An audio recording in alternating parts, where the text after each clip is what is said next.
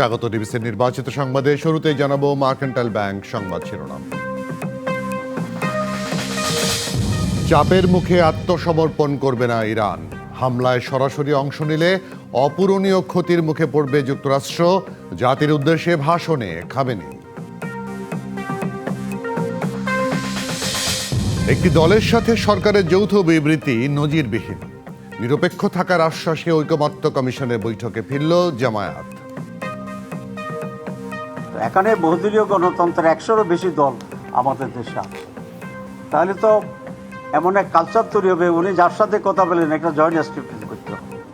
আমরা মনে করি এটা নজিরবিহীন ছিল এবং এটা প্রপার ছিল না। এতে অন্যান্য বাকি সকল দলেই কিছুটা বিব্রত হয়েছে।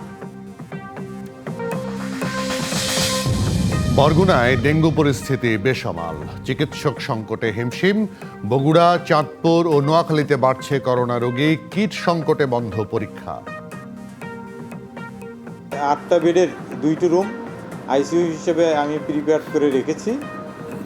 তা বাদেও কম কমপ্লিকেটেড রোগীদের জন্য আপাতত 4টি বেড সংরক্ষিত রয়েছে।